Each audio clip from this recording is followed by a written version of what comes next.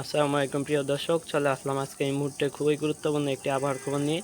তো আজ 4 এপ্রিল শুক্রবার এবং আগামীকাল শনিবার 5 এপ্রিল এবং আগামী 10 দিনের আবহাওয়া কোথায় কেমন থাকবে, কোথাও কোনো ঝড় বৃষ্টি বা শিলাবৃষ্টির সম্ভাবনা আছে কিনা, কোথাও কোনো কালবৈশাখী বা আসলে কোনো ঘূর্ণিঝড় বা নিম্নচাপের সম্ভাবনা আছে কিনা, এই সকল কিছু জানতে পারবেন আপনারা আমাদের এই আপডেটটির মাধ্যমে।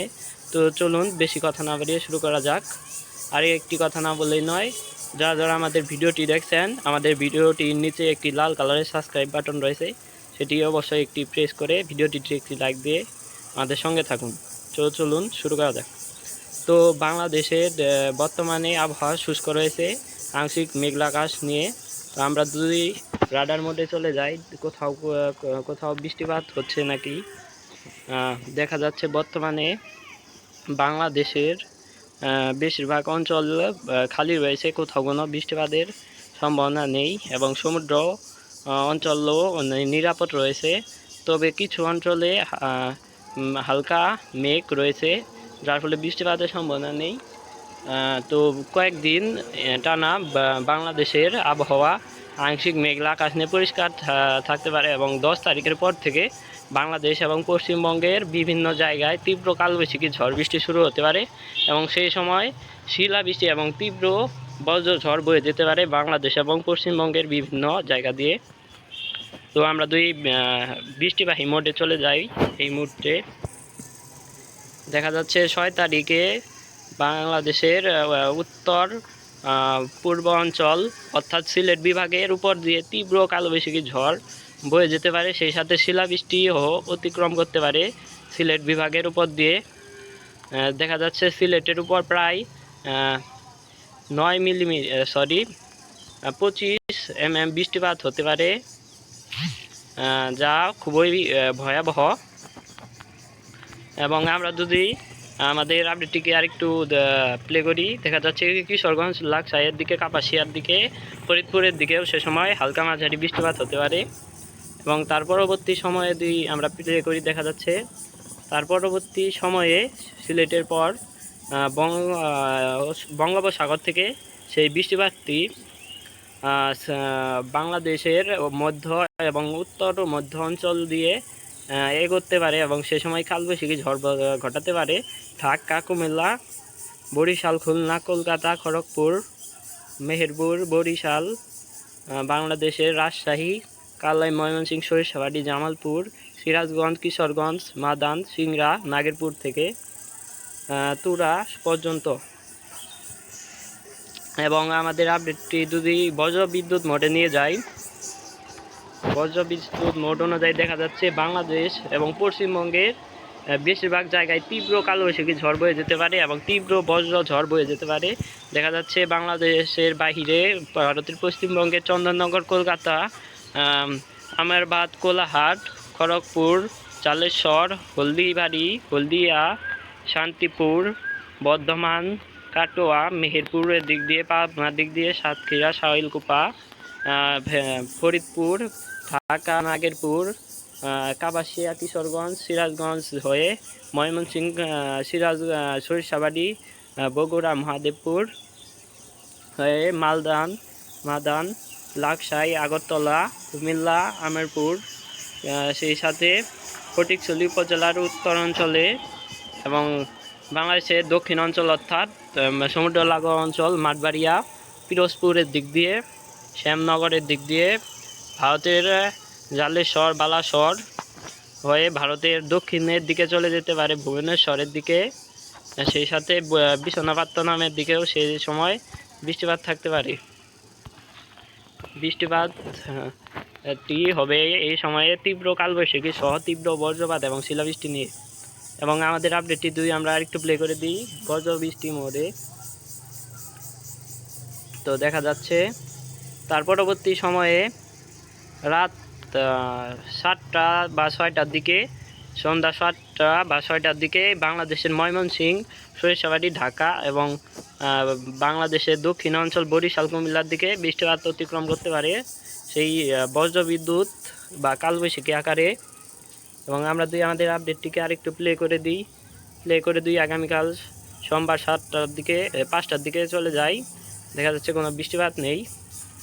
এবং তার পরবর্তী সময়ে 8 তারিখে দেখা যাচ্ছে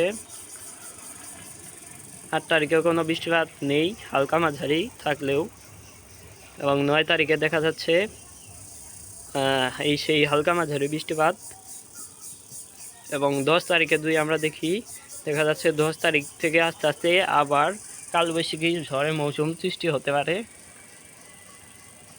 দেখা যাচ্ছে 10 তারিখ হতে বাংলাদেশ এবং পশ্চিমবঙ্গের অধিকাংশ জায়গায় বলা যায় বৃষ্টিপাত বা বিক্ষিপ্ত আকারে বৃষ্টিপাত হতে পারে, যেটি ভারতের কলকাতা, খড়গপুর, বালাসোর, শ্যামবালপুর দিক দিয়ে, রৌকারা, জামশেদপুর রিচির দিকে, সেই সাথে ভারতের ধানবাদ, দোহারের দিকে, রাজশাহীর দিকে, মেহেরপুর, ঢাকা, কুমিল্লা, বরিশাল, খুলনার দিক দিয়ে, ময়মনসিংহ হয়ে সিলেট হয়ে সরিষাবাড়ি, জামালপুর দিয়ে বাংলাদেশের ময়মনসিংহ বিভাগের কালাই, সেই সাথে রংপুর বিভাগের রংপুর, ঠাকুরগাঁও, পঞ্চগড় হয়ে বৃষ্টিপাতটি অতিক্রম করতে পারে। আর সেই সময় 60 থেকে 80 কিলোমিটার বেগে তীব্র কালবৈশাখী ঝড় বয়ে যেতে পারে। এবং তার পরবর্তী সময়ে বাংলাদেশের উত্তর অঞ্চলে একদম রংপুর এবং ভারতের আলিপুরদুয়ার, শিলিগুড়ি, গোয়ালপাড়া, গুয়াহাটির দিকে বৃষ্টিপাত হতে পারে। এবং তার পরবর্তী সময়ে দেখা যাচ্ছে শুক্রবার 11 তারিখে বাংলাদেশের ময়মনসিংহ, ঢাকার দিকে বৃষ্টিপাত হতে পারে। সেই সাথে বাংলাদেশের বঙ্গোপসাগর অর্থাৎ বঙ্গোপসাগর লাগোয়া অঞ্চল সহ বাংলাদেশের চিটাগাং বা চট্টগ্রামের দিক দিয়ে বৃষ্টিপাত অতিক্রম করতে পারে। এবং তার পরবর্তী সময় দিয়ে আমরা একটু প্লে করি, দেখা যাচ্ছে সেই বৃষ্টিপাতটি বাংলাদেশের পশ্চিম অঞ্চল দিয়ে বৃষ্টিপাত ঘটাতে পারে বা বজ্রঝড় ঘটাতে পারে। দেখা যাচ্ছে সে সময় মেহেরপুর, ঢাকা, রাজশাহী, ময়মনসিংহ, কালাই, রংপুর, খুলনা, বরিশাল, কলকাতা, কলাপাড়া, খড়গপুর, জামশেদপুর, রিচের দিকে, ধানবাদের দিক দিয়ে, মালদার দিক দিয়ে অতিক্রম করতে পারে রংপুর বিভাগ হয়ে। এবং তার পরবর্তী সময়ে সেই বৃষ্টিপাতটি বাংলাদেশের বাইরে গোয়ালপাড়া, ভারতের আলিপুরদুয়ার, গুয়াহাটি, তেজপুরের দিক দিয়ে বৃষ্টিটি তীব্র আকার ধারণ করতে পারে। এবং বাংলাদেশের রংপুর বিভাগেও সে সময় ঝড় বৃষ্টি হতে পারে। সেই সাথে বাংলাদেশের সিলেট উত্তর অঞ্চলের, উত্তর পূর্বাঞ্চলের, পশ্চিম অঞ্চলের সিলেট বিভাগ সহ বৃষ্টিপাত ঘটাতে পারে। এবং তার পরবর্তী সময়ে দেখা যাচ্ছে 12 তারিখ 4টার দিকে, ভোর 4টার দিকে বাংলাদেশের পূর্বাঞ্চল সিলেট সহ বাংলাদেশের উত্তরাঞ্চল ময়মনসিংহ, মধ্য অঞ্চলের ঢাকা, দক্ষিণ অঞ্চলের কুমিল্লা সহ বৃষ্টিপাত দ্বারা আক্রান্ত হতে পারে। এবং গোয়ালপাড়ার দিক দিয়ে তীব্র বজ্রঝড় বয়ে যেতে পারে গোয়ালপাড়া, গুয়াহাটি, তেজপুরের দিক দিয়ে। এবং তার পরবর্তী সময়ে দিয়ে আমরা দেখি একটু, দেখা যাচ্ছে বাংলাদেশের রাজশাহী, ঢাকা, কলকাতা, ধানবাদের দিক দিয়ে সে ফের কালবৈশাখী ঝড় বয়ে যেতে পারে এবং সেটি প্রচুর বজ্রবিদ্যুৎ ঘটাতে পারে। এবং তার পরবর্তী সময়ে বাংলাদেশের পূর্বাঞ্চল অর্থাৎ ঢাকা, অর্থাৎ সিলেট, ঢাকা এবং দক্ষিণ অঞ্চলের চিটাগাং বা চট্টগ্রাম, ফটিকছড়ি উপজেলার দিক দিয়ে বৃষ্টিপাত অতিক্রম করতে পারে। এবং আমরা যদি আরেকটু প্লে করি, দেখা যাচ্ছে সেই বৃষ্টিপাতটি বাংলাদেশের বাইরের ভারতের পশ্চিমবঙ্গে ধানবাদ, রাজশাহী, বাংলাদেশের দোহারের দিক দিয়ে, বগলপুরের দিক দিয়ে, মেহেরপুর, বাংলাদেশের ভারতের জামশেদপুর, খড়গপুর, কলকাতা, রৌকারার দিক দিয়ে, শ্যামবালপুরের দিক দিয়ে, কায়েঙ্গনগর দিক দিয়ে, বালাসোরের দিক দিয়ে অতিক্রম করতে পারে কালবৈশাখী ঝড় আকারে।